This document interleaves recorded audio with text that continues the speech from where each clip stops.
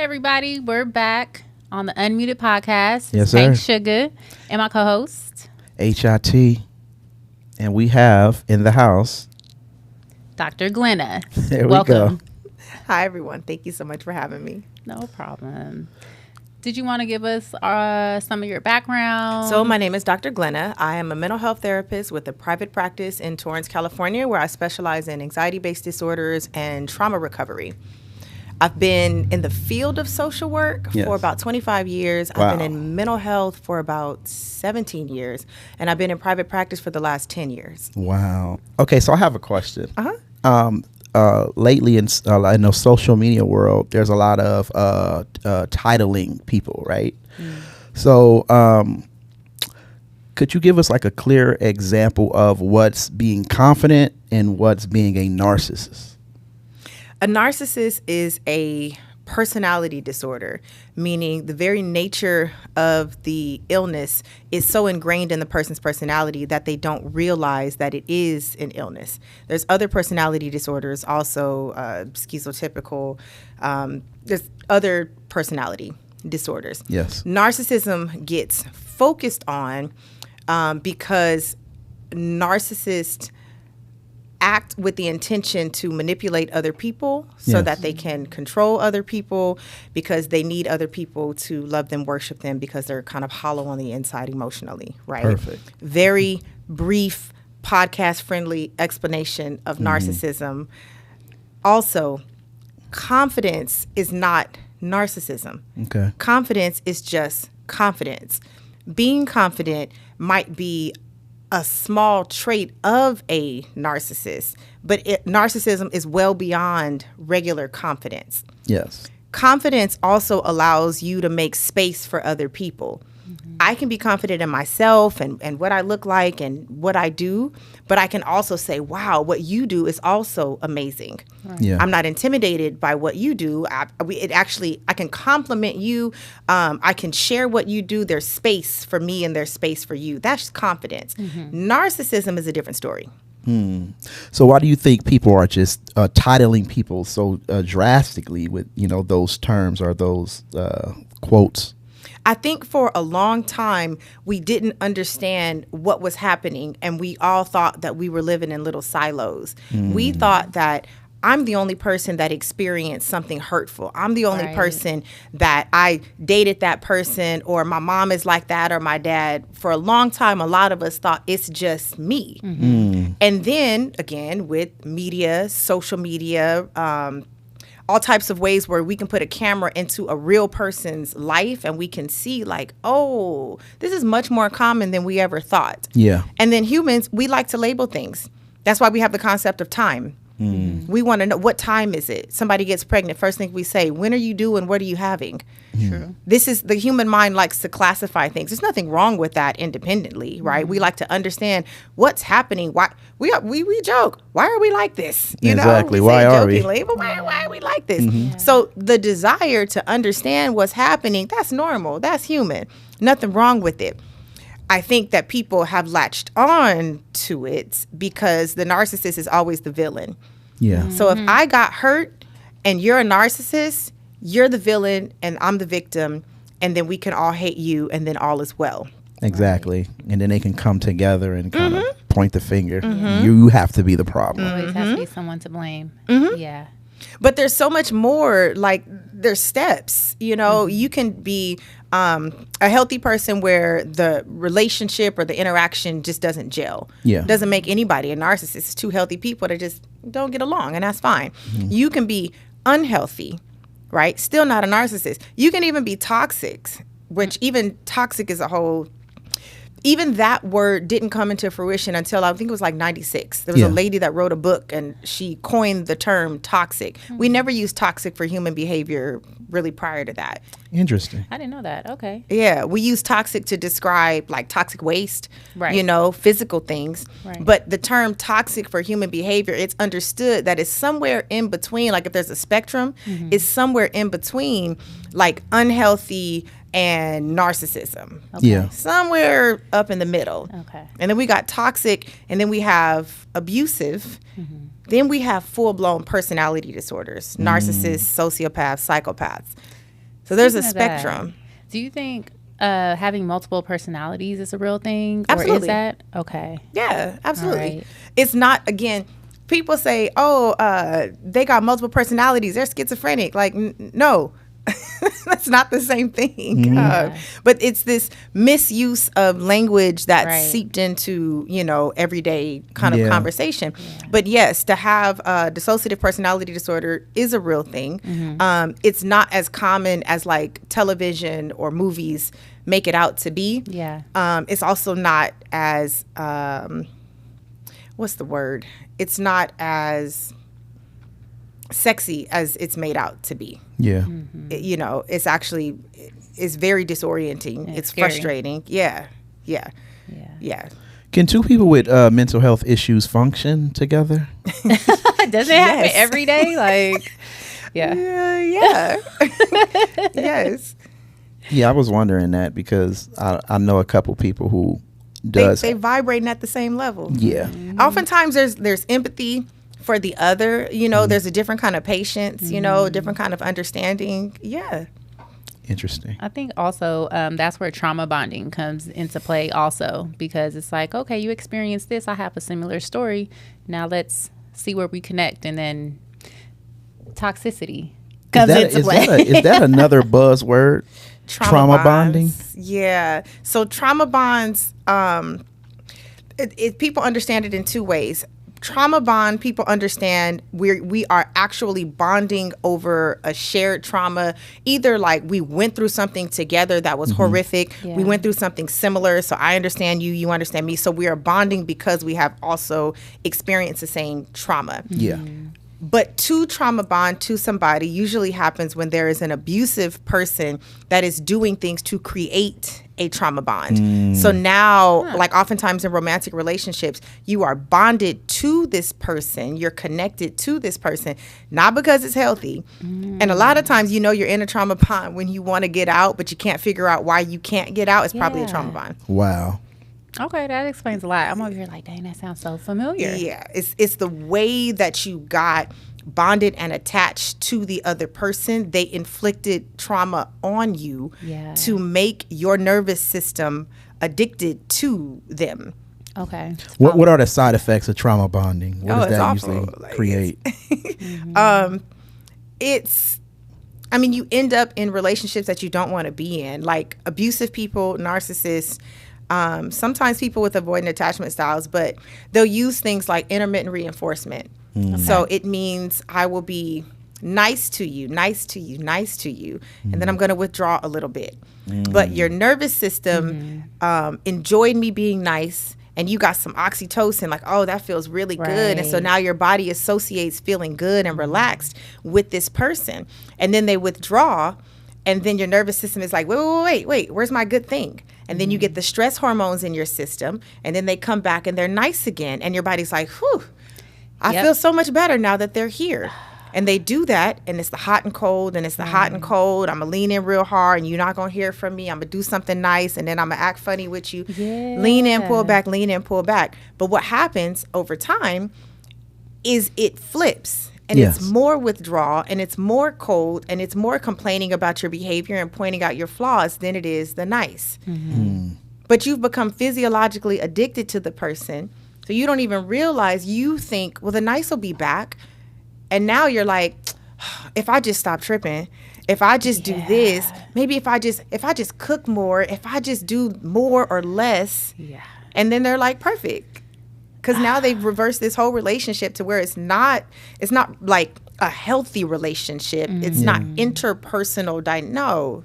Yeah, Pink over there like, oh. Oh man, because that's I me. Ooh. feel it. Oh my gosh, I definitely been She in like, that. ooh. And I would say like social media, they label that as love bombing, right? Is that the same term? Love bombing and intermittent reinforcement, Okay. they're cousins. Okay. Right? So love bombing is what a person will do when they're using intermittent reinforcement. Okay. So I'm going to lay it on thick. Love bombing and future faking are two things that people... What's future faking? Yeah, I was going to ask that. Okay. Is it like, let me try to guess. Is it like pretending that you're going to be with someone when you have no intentions? That's one way. Okay. That's one way. Yep. So love bombing is I'm a do everything for you. Oh my God, I never met anybody like you. The best thing since sliced bread. Like the whole night, I'm laying it on thick. Yeah. I'm calling you all day, every day. I always say like energy is currency. So people are spending all kind of currency on you, whether it's time, money, affection, like they laying it on thick. Right. And again, oxytocin is the bonding hormone, right? So it activates that bonding hormone and it makes you feel like you're bonded to that person, like in a solid way. Like, oh my God, we locked in. It's only been 21 days and that's my everything. Like, okay, wait on it. Future faking is when a person often does or says things that implies that you're going to have a future. Like, man, listen, because when we have kids, it's going to be like this. Okay. And it just sows a little seed towards a long-term future. The problem is, it's future faking when it's premature. If I met you 30 days ago, why are you in my womb? Like, sir, move around. What is why are we having conversations about, even like on a friendship level, right? Like, I don't know. It's like, say you make a new friend and they're like, man, because, in 5 years when we're at each other's weddings, it's like, Slow your roll. Yeah. slow your roll. You ain't even earned that yet. You haven't earned that yet. I use romantic relationships as an example because I feel like that's when it gets most confusing. I think in friendships, we're usually able to be like, I just met you. I don't really know you. Yeah. And then we have multiple friends, so we're able to be like, well, and I got my friend from kindergarten. That's my day one. So I don't really know who you are. And it's easier to sift it out. Yeah. Romantic relationships are different because unless you're polyamorous, you just want that one person. So somebody start talking about the future, you're like, oh, whew, finally, I'm out the game. Like, I got my one. We're looking for that So do you reassurance. believe in love at first sight? Is that a real thing? Jeez. I feel like it's it's about 17 people out there that really got that. You look to the right, though. About 17 of them. I do believe that when you are self-aware, when you've done some work on yourself, when you are relationship oriented, if you are a person that is oriented towards partnership, I do believe that you can recognize it in another person. Okay. You can recognize like, oh, that person is somebody that I'm attracted to, that I enjoy being around, and they are also relationship oriented, right? I do believe, you just see it, Yeah. And because of that, those two types of people, if you're relationship oriented, those are the people that understand the day-to-day work that goes into staying together long term when it's not cute no more. So I don't know that it's so much love at first sight as much as like recognizing like, oh, game recognize game. Right. Is it complicated to be normal? That's what it's seeming like. It's like it seems like everybody have a taste of something. Ain't no normal. There's no normal, right? We all screwed up out here. You know what I'm saying? We all got it. Right. We all went through something. Yeah. Okay, back on the trauma, right? So, when I was young, my grandmother used to have me all the time, right? When I was 2, she ended up dying while I was in a bed. Ooh. And I was there for like a couple hours. Oh, yeah. Me and my family talk about this a lot. Could I have any trauma from that, even though I don't remember? Yes. Yes. So there's this book called The Body Keeps Score, and it does a really good job of helping people to understand how your physical body, your nervous system, your amygdala is a small almond-shaped piece in your brain that helps determine what's scary and what's not scary. Your body remembers and stores things. Okay. Wow. Now, the beauty of that is that typically 0 to 5, the brain doesn't remember things the same way that it does. Like your memory doesn't solidify in the same way. But you, like, for example, an infant might not know exactly who's mom, dad, grandma, but they know how people make them feel. Right. Right. So even without like a memory of 2 days ago, mom had on the red shirt and she fed me, their memory might not be that, but they understand who made them feel safe. They know who's safe. They know who's not safe. Right. And you see it, they get to be about 10 months and they're reaching for certain people and other people come around. Right. Yeah. Right. So even though at 2 years old, you don't have the same type of memory that you have now as an adult. There is still something that you remember. Like your body might remember grandma was good to me, and then the shock of her being unresponsive. So it might remember that. And then, even like if it is an active memory, the brain can suppress things, because sometimes the brain will be like, check this out. If we remember every detail of that day, we're not going to be able to function. So I'm going to put some of this under the rug so you can go to work, go to school, and take care of your kids. Yeah. That makes sense. So how would that show up in me? It depends. It depends. It might not show up. It might not affect you. It might have been so early, and you may have been soothed enough in real time that it might just be that one thing that happened that one time. It could be that you're hypersensitive to older adults. Right? It could be that you're hypersensitive to grief and loss. Like it just. Or could it be numb? Well, I guess but that would numb to like connecting with other people, or that you just don't have any feelings around it. maybe some feelings you might be detached from. Could be. Yeah. Could be. Is there anything specific that you could probably think of that you might want to share for us to dissect? I don't know. I was 2. So when I think about it, my family tells me that a lot. They think that it did affect me, but In which way, though?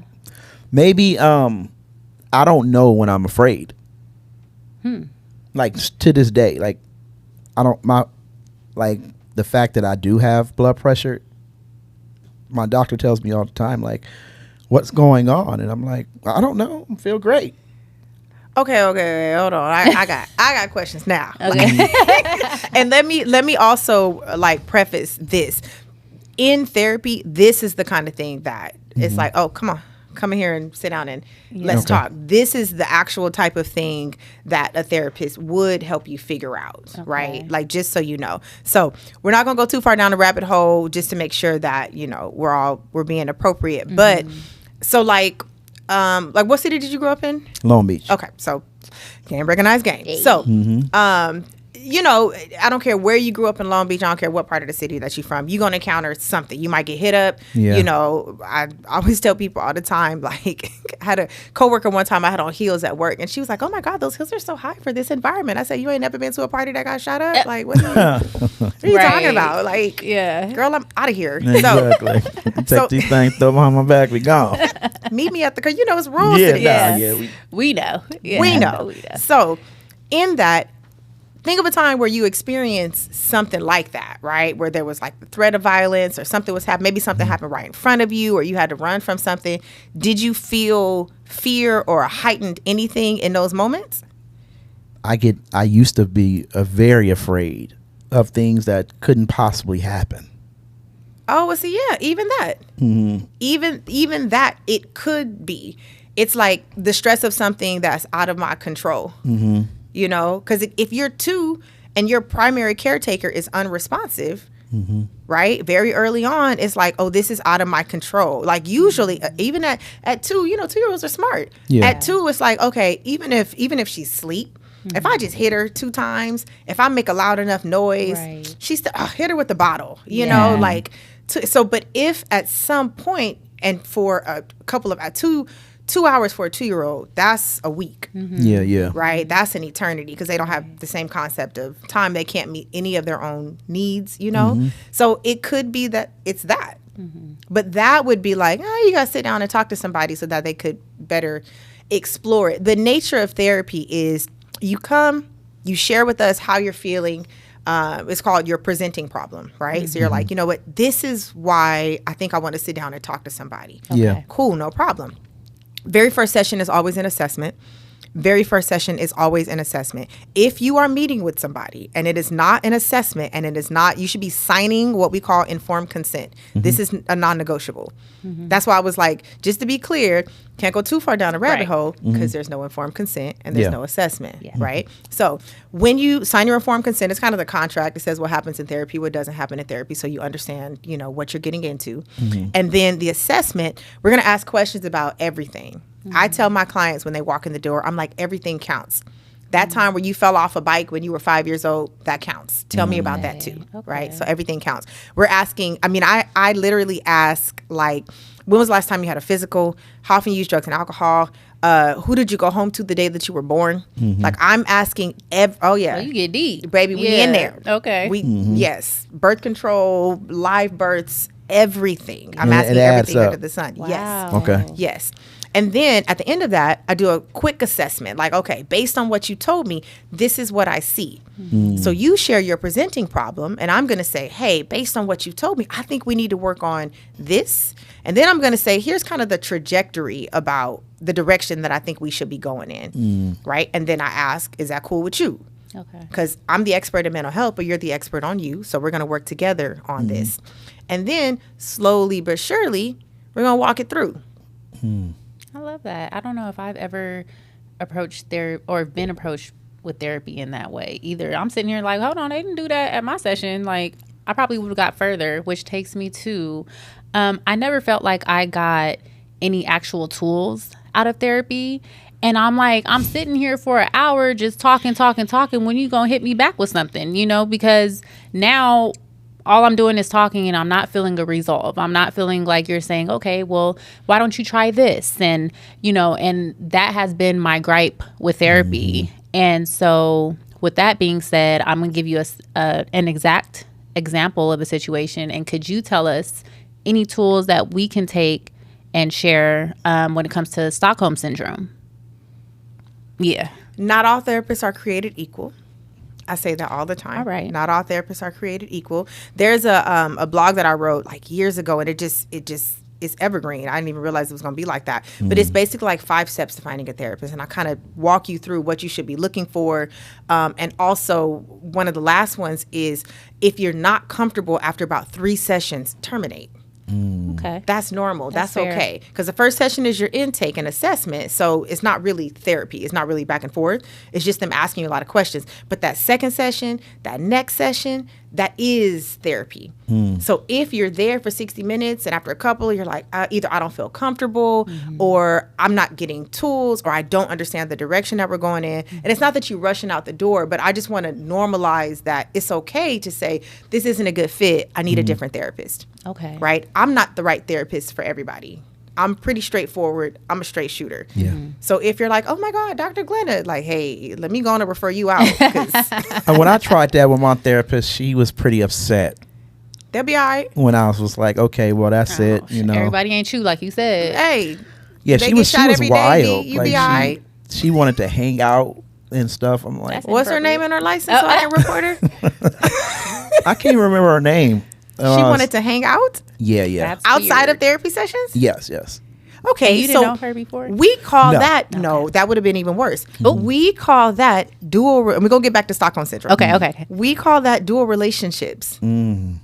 If you have an existing relationship with a person, you cannot take them on as a client. Dang, because I sure was going to ask you, like, you got some money? You got some Dual space? relationships. Can't do it. Oh, wow. Also, once you meet with them, once they sign informed consent, they are now a client. I have a rule in my practice, once a client, always a client. Meaning you can come and go as you please, right? If you want to work together for 6 months, you want to take a break for 3-4 months, come back, no problem. I'm here, I'll be here, right? The legal rule is after you have been out of therapy for 2 full years, then you can actually like hang out. I have a client where we joke, we be like, man, you gonna terminate one day. And then 2 years down the road, we gonna have a drink. Right, You know? right. Is it ever over? Because What do you I know mean? a lot of my friends said their therapist was like, okay, that's it. We did it. We did our job. Like, I mean, it depends. Like I've had people where they come and whatever the presenting thing was, like they work through it. They're like, yeah, I feel like I'm in a good space. And then they go and then they ain't been back since. And then I've been in private practice for 10 years. So I have some people where they'll do that and then they float back and we do more work together. They're like, okay, I think I want to go off now. And I'm cool with it either way. But then there's some people where it's almost like maintenance. yeah. You know, like whatever they were coming in for, they've gotten stronger in communication. They've worked through some of the trauma. And then now it's a matter of like just maintenance. Like, okay, what happened? What are you feeling? What's happening at work? You know, what are you working towards? So either way works for me. Yeah. Yeah. Okay. Getting back to Stockholm Syndrome. Stockholm Syndrome, you guys know where it came from, where that term came from?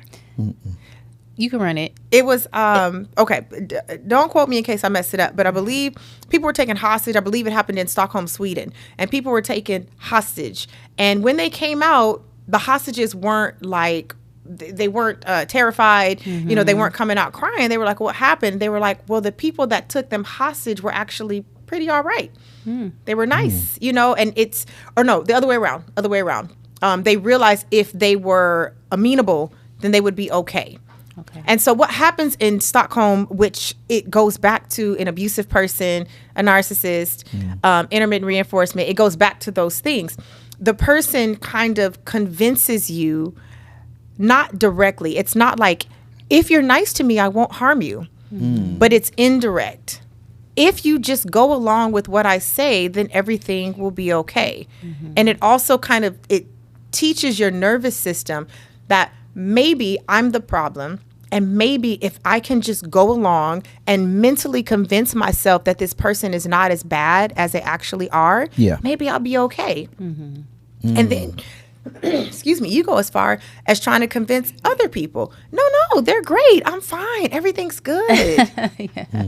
So if, say, for instance, a friend was experiencing that and I see it, but they're stuck in that Stockholm Syndrome state, what tools can I use? Is there any tools that I can use to try to help them along, you know, with their recovering from that? Or You mean while they're in it or when they're out of it? what about both?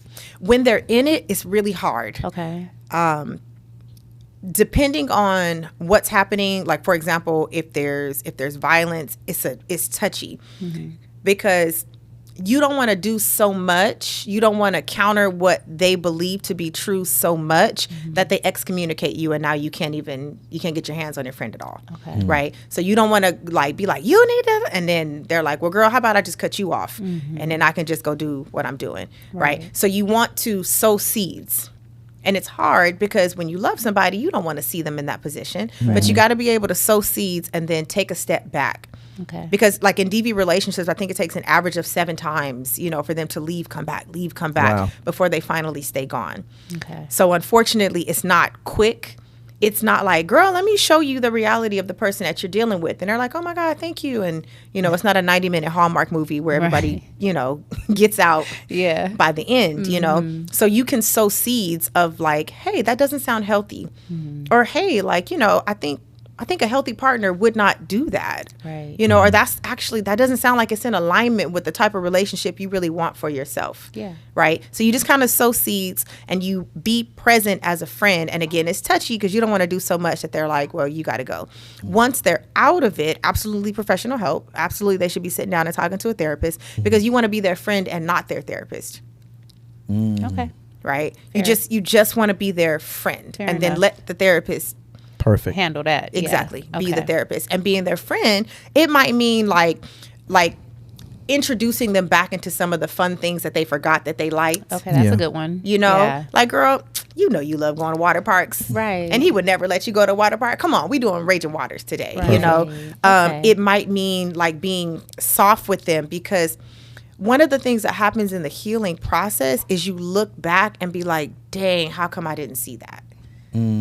You know, and so as they have those moments of like, oh, that person really treated me bad. Like, yeah, I know. Yeah. Or I'm not going to humiliate you, friend. I'm not going to say I told you so. Yeah, don't I'm going to judge be them for here. it. Exactly. Yeah. Yep. You need to vent. You want to talk about it. You want to lay on me and cry. You know, that's being a friend. And then let the therapist handle like the larger trauma pieces related to it. Right. Dr. Glenna, can you give us the true definition of gaslighting? Because I hear that word thrown around So much. They say it to me. I hear it all. You gaslighting me. So I'm like, what is it really? People? I'm not. They just, every word is like, Yeah. I can don't offer them some food. You gaslighting me. Like what? Then it's the new terminology. I just want to know, like, what's the true definition of it? Like, or a clear example of what gaslighting truly is. Yeah. Gaslighting is a psychological abuse technique that has to do with making a person question their own sense of reality. Okay. So, gaslighting might be, you know that I'm a person that always has my phone. Like, I'm that person, you know, I'm checking it on a regular basis, you know, and you send me a text message and it's something that I might not want to hear and I don't respond for 2 days.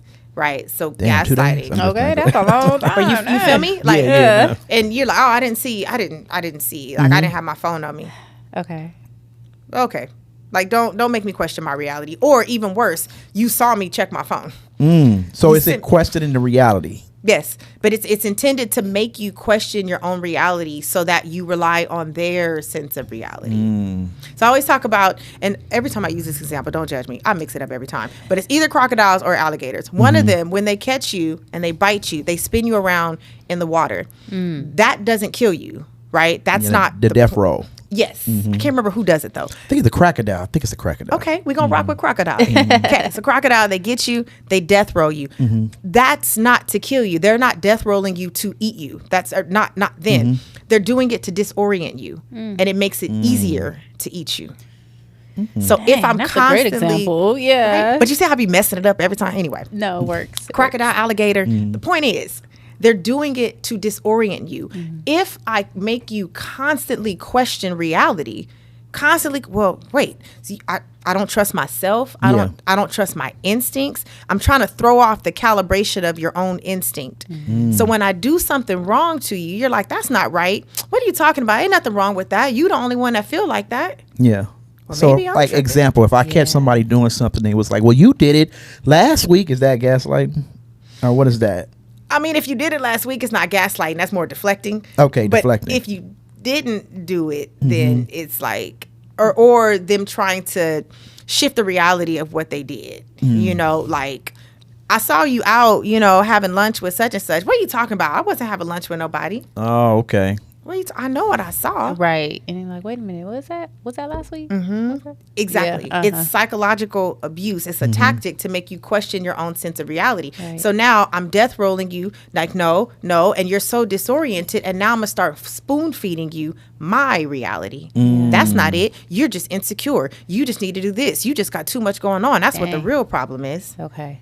I'm trying to throw off the calibration of your own instinct because if your instinct is on, you're going to see that I'm manipulative. Yeah. All tactics. Nia Long said that she, like, you got less than an hour to hit her back if she texts you. It's Nia Long. Why wouldn't you text her No, back? I know. I'm just saying. I'm just talking about, like, I mean, but, you know, it's going to be applied Nia Long. to, it's going to be applied to everybody because Nia Long said it.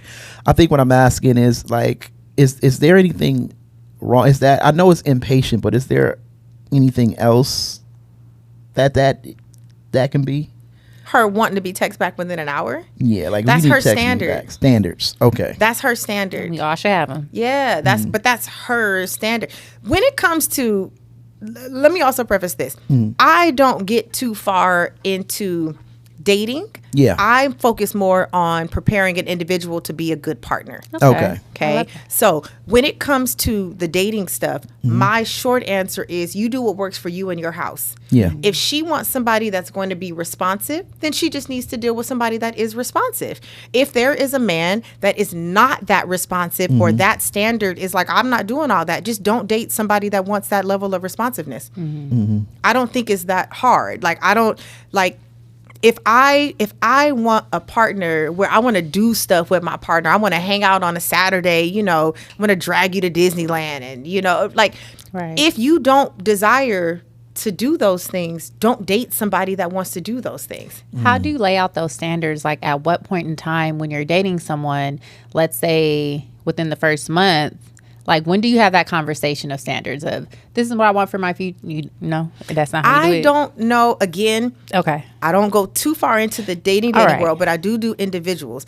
I'm very much of the mentality, you got to let somebody do what they want to do to see what they would rather do. Right, of course. So I'm not of the, I'm not going to give you the blueprint of what I really was looking want. for it. So you can love bomb me and mirror me. Okay. So she want this. So I'm finna do this for 90 days. And then she's going to get locked in. And then she's going to think that I'm everything. And then I'm going to drop the mask. Because everybody, this is not even narcissist. This is everybody shows up their best for about the first 3 to 4 months, scientifically, and then the mask honeymoon drops. phase. Exactly. And even don't get me started on honeymoon phase. I don't believe in honeymoon phase. Okay. You don't? No, I don't believe in honeymoon phase. Why I that? believe show up as who you are. Again, evaluate your own currency. If you are not a phone person, why are you calling this person 24/7? If you're not a phone person, don't be a phone person, and then meet somebody that does not require a phone person. You see what I'm saying? Oh, yeah. That way there's no honeymoon phase. Just be who you are. Right. I think people show up and they spend too much currency in the beginning, and then they get mad when the other person is like, where'd that person go? And then we mask it in, well, it was just the honeymoon stage. No. I signed a contract based on that. I literally just had a conversation about that, and I told my friend, well, he knew how to get you. So, but she what's the also problem said now? that love bombing. So love bombing is kind of like the honeymoon phase. Sometimes people use love bombing in the honeymoon phase. Yes. And that's where it's like, again, it goes back into the whole, not everybody is a narcissist. Yeah. Narcissists will use love bombing. Yes, they will. But regular people will love bomb, not for the same intentions that a narcissist would. Okay. Yes. Interesting. So as far as Nia Long standards, nothing wrong with her having a standard. Okay. But if you're a man that's not for you, just leave her alone. Find somebody that she's not tripping off of, like, I don't know, maybe you're a surgeon and you can't touch a phone for 3-4 hours at a time. Or you a pilot. You know what I mean? Like, maybe the very nature of what you do, you genuinely cannot. I'm a therapist. If I have 4 clients in a row, you cannot get me for 4 hours. Right. That's just the reality. Yeah. So if you are a person where that really means that much to you, just find somebody where it matches. Okay. Makes sense. Fair enough. I would say, okay, since nowadays, inflation has happened, we're trying to, especially in LA, you got 5 different hustles, to make it, and that can bring a lot of anxiety. So what are some things that you can share with us and our audience with dealing with anxiety? Like, are there certain tools, techniques that we can probably get from you that you will be able to share with us? I give you an example. If I'm having an anxiety attack right now, should I focus on something, or is it like, what should I do? So when it comes to anxiety, remember, anxiety is an emotion just like everything else. It's a bit of a warning system. It's your body warning you that something is happening. So number one, we don't want anxiety to ever go away. Right. So we would never say, I want to get rid of my anxiety. You don't want that, because there is a time where you do want it to kick in. You want the hairs on the back of your neck to stand up when it's the appropriate time. Right. Is it the same as fight and flight? Yes and no. Fight, flight, freeze, fawn. Those are trauma stress responses. Okay. Same thing. You don't want fight or flight to ever go away. It's a time where you need to fight your way out. Right. And you don't want that response to be eradicated. It's a time where, I always use the example, I was in high school at a Burger King, and me and a guy friend and a girlfriend went in there to buy something. I left something in the car. I go back out to the car. I walk in. The guy friend is standing across the room at the soda machine. He looks at me and says, "Come here." I just walked straight to him, and I looked to my left, and the Burger King was getting robbed. Right? So in that example, freezing was the best move. That was not the time to fight. That was not the time to fawn and start, getting agreeable. No. In that moment, he was like, "You're already in the room. Just get over here, be still." And that is how we stayed safe. I was in the 11th grade when that happened. That reminds me of, when you see one black person run, everybody run. Yeah, you still want that anxiety right there. Yes. Yeah. You want it to kick in when it's appropriate. Those responses are designed to keep us safe. So you do want anxiety to kick in when it's appropriate, right? So number one, you don't want it to be eradicated. You want to know how to manage it. Yeah. And you want to make it so that anxiety is not running the show all the time. Yeah. Okay. So you never go from 0 to 10. That's another thing. I'm just 0. No, nobody goes 0 to 10. You go 0 to 1, 1 to 2, 2 to 3, so on and so forth. So if you are having a panic attack and you're at a 10, you're not trying to get from 10 to 1. You're trying to get from 10 to 9. Okay? Because what you need at a level 10 to calm down is different than what you need to get from a 4 to a 3.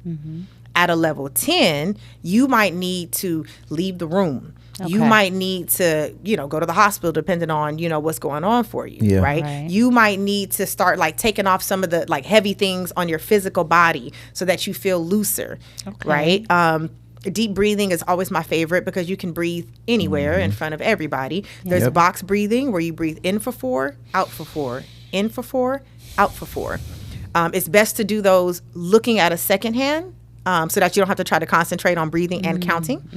But just look at a second hand to also make sure that you're doing it for the full 4 seconds so that you get the full effect. There's 5, 7, 8 breathing. Breathe in for 4, hold for 7, release for 8. It resets the parasympathetic nervous system. It's like hitting the reset button on Nintendo when your sister is beating you. So yes, resets the parasympathetic nervous system.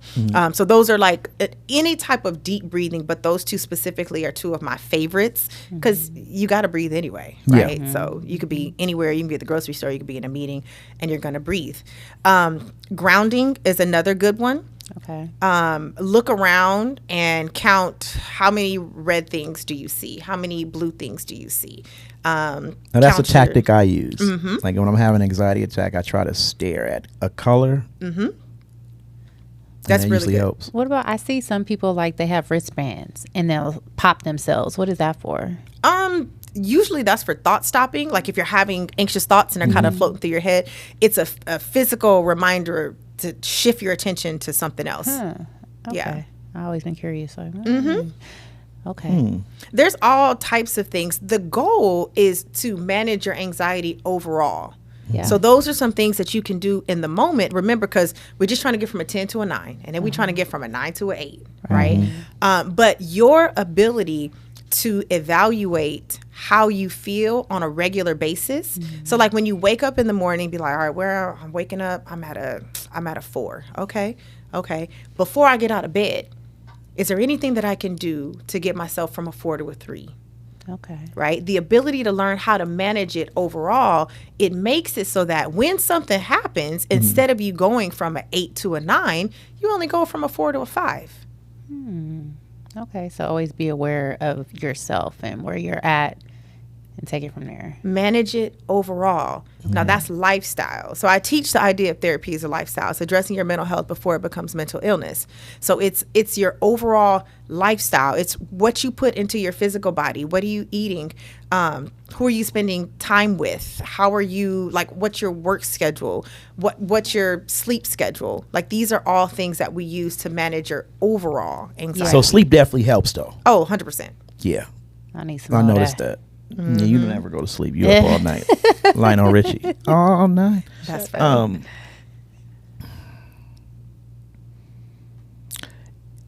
As far as like you said that overwhelming anxiety can lead to mental health. Everybody has some level of anxiety at some point. But when it gets to a certain point, then it is what we call generalized anxiety disorder. You can experience symptoms of anxiety without being diagnosed with the disorder. You can experience symptoms of depression without being diagnosed with clinical depression. Yeah. I have a question about that.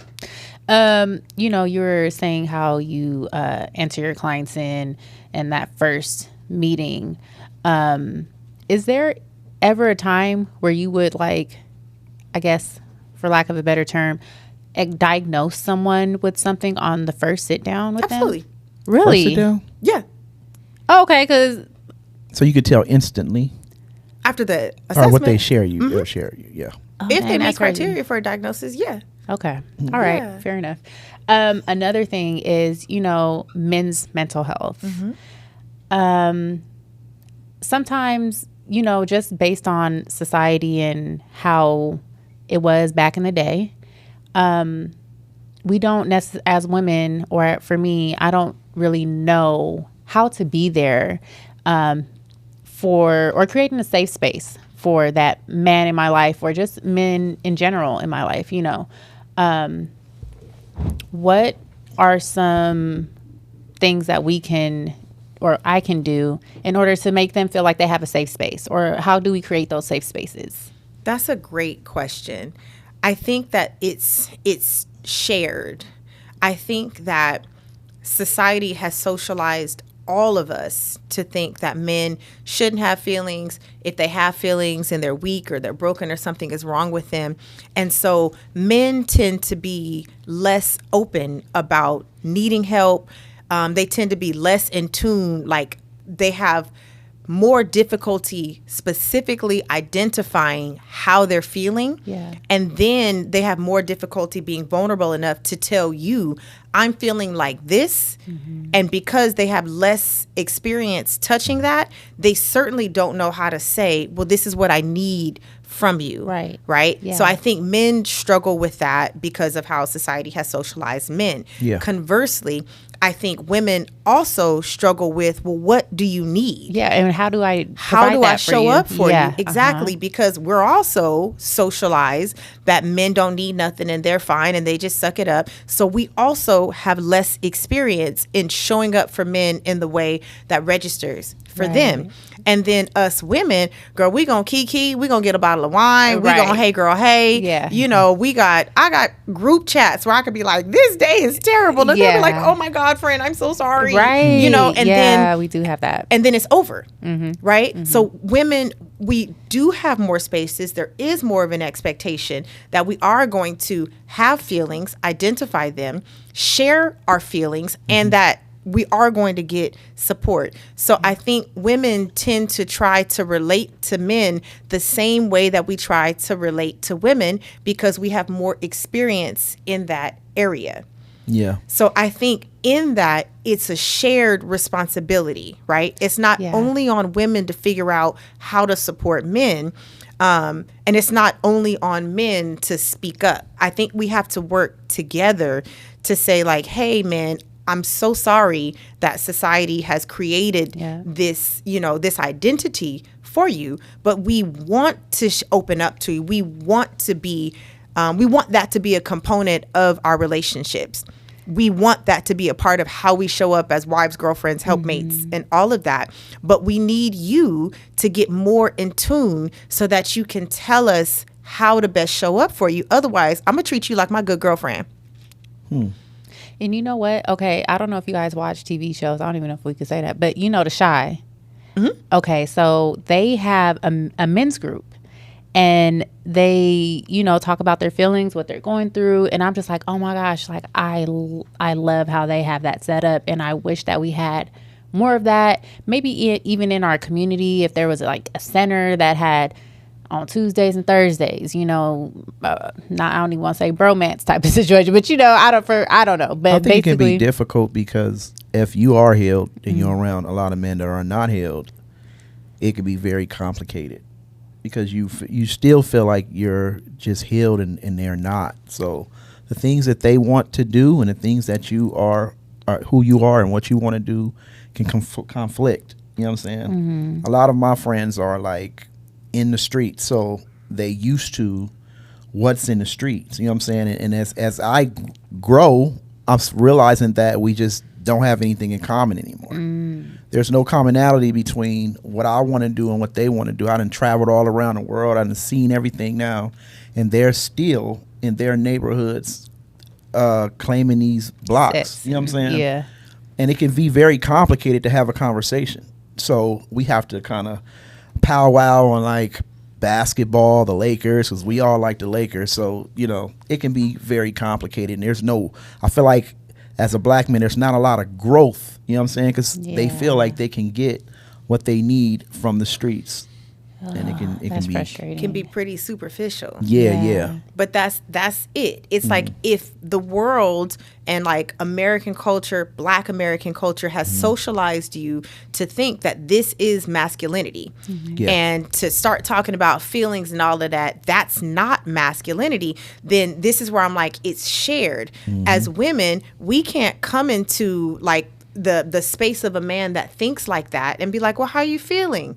Yeah. And he's like, what? I ain't got no feelings. Get out of here. Yeah, what you talking about? And then we have other men that are like, okay, I'm not quite that, but I do have feelings. And it's like, okay, well, what do you need? Well, I don't know. Yeah. It's like, okay, well, I That's still, the part. like I hear that you want me to show up for you emotionally. My heart position is to show up for you emotionally, but I need you to do a little bit more to tell me what lands for you. Yeah. Because I might treat you like I treat my sister, my best friend, my daughter, my auntie, and that doesn't land.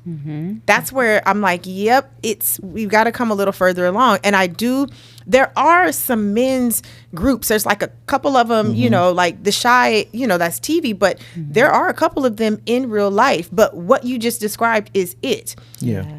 There's a lot of men that haven't grown from that socialization, you know, Culture, we call it. yeah, they haven't grown from that. And there's a lot of men that have, like, don't get me wrong. Right. I know a lot of men that are like, oh yeah, no, like I have family that are like, yep, we got a men's group, we might play basketball, you know, we might play cards or something. You know, Nice. there's an activity but it's a space. I know men with group chats where they can, you know, talk about things, and men that they love women. So they love their wives, they love their girlfriends, they desire healthy relationships, and there's, you know, spaces that facilitate those things. So they do exist, but it is a lot more common for people to be like, nah. I think because culture is so big. Yes. So, you know, like even women sometimes when you talk to them about how you feel, and, you know, the new term is, oh, you sassy. Like, you hella sassy right now. You know what I'm saying? Why you feeling like that? You know what I'm saying? And I'm like, well, damn. Like, I'm Matching my energy. You know what I'm saying? So that's exactly what I mean. Like, it's not all on men. We as women are also socialized that's how men are. Yeah. So some of us women are not quite prepared for there to be a difference in how a man shows up. Right. That's what I'm like. Some of us women, we gotta be like, hold on a second. Yeah. We gotta realize Gotta what do a we've little been better. taught. Yeah. And then men, it's like, okay, well, we want to welcome you. We need to know how to do it for a man. Yeah. Because we know how to do it for our sister girls. Yeah, because I think with us, it's just like it's a thin line. Like either on this side or you're on that side. You know what I'm saying? It's like hyper masculinity, sassy. Like where are you? Like where do you straddle the fence? Sometimes, and, you know, I think we have to choose a side, or we just go be iced out. Yeah.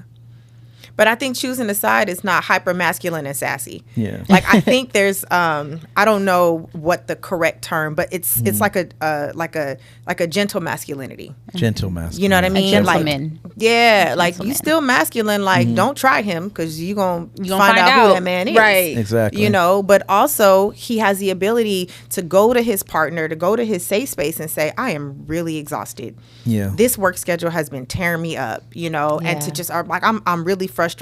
I'm really scared. I'm trying to do this new venture.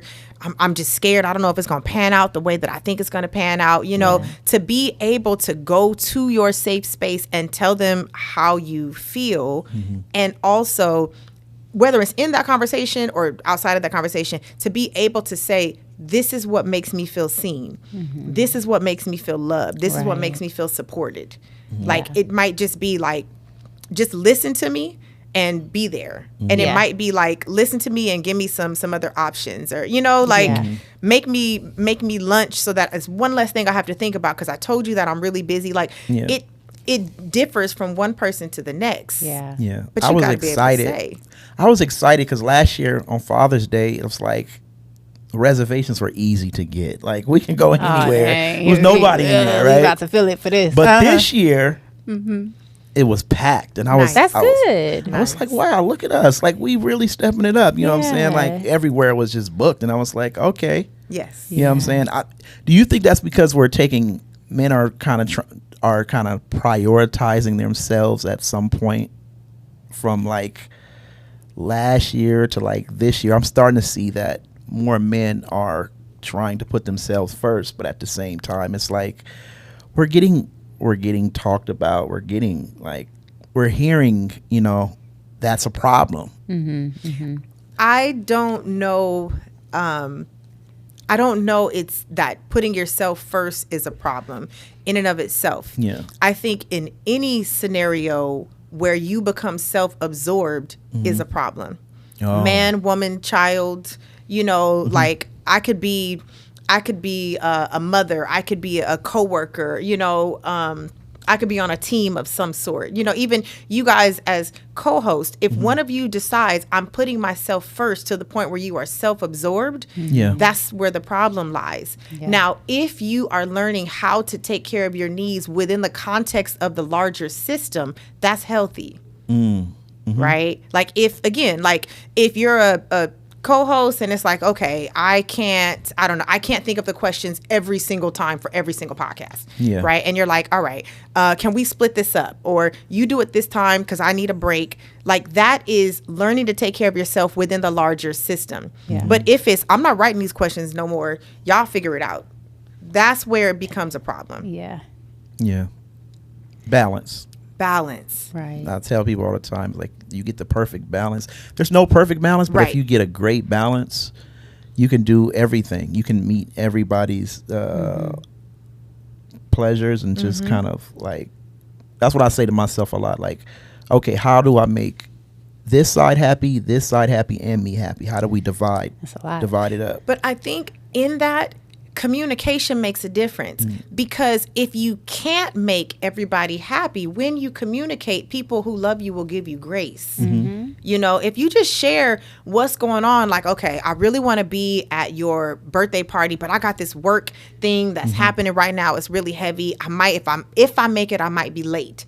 Yeah. See, it's communicating what's going on. Like it's not, I just don't believe in absolutes. I don't believe in like, well, I got to choose me, Lucius, like, and I'm and I'm out of here, like, there is a way to extend grace. There is a way to take care of yourself while still being conscious of how your actions impact other people. And if you communicate what's going on and what you need, like I always tell people, when I was in my doctorate program, baby, I missed everything. Wow.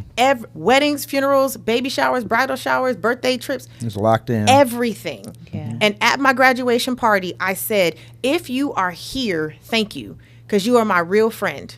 Right? You understood that in this season, I needed to withdraw from a lot of things, so that, like a slingshot, I needed to withdraw so that I could focus. Not to the point where I'm never coming back, right? Like, not to the point where I'm choosing myself. Now that's self-absorbed. Yeah. But if there's a season, or if you just need some grace and you communicate it to people that love you, they'll give it to you all day long. Right. Yeah. Those are your real friends. Yeah. I'm learning that. You are? Yeah, I am. She said she ain't learning nothing. Yeah. You got all the questions? That's it? Let me do a look-see. I believe so. This was a very in-depth, great session. I actually learned a lot. You did? Yeah. And I took a lot of self-blame off my it was fun. Plate. Yeah. We like fun. We do. You want to wrap it up? All right. Well, thank you for coming, Dr. Glenna. Did you want to plug in anything that you might be working on or have coming up, or just want to tell us about, or your socials? Yes. So my socials are at Dr. Glenna, LCSW, DRGLENNA, LCSW, on Instagram and Facebook, and the website drglenna.net. I am currently accepting new clients, but we can't be your clients. Exactly. That's what I was about to say. So it don't matter. She said, so it don't matter. If we go by a different name, can we? Right. I'm gonna open that door like, what are you doing here? My name is Larry. Right.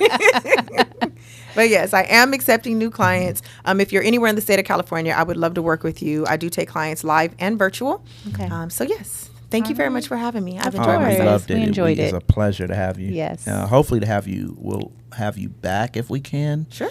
Because I'm pretty sure we're going to get a lot of requests for you.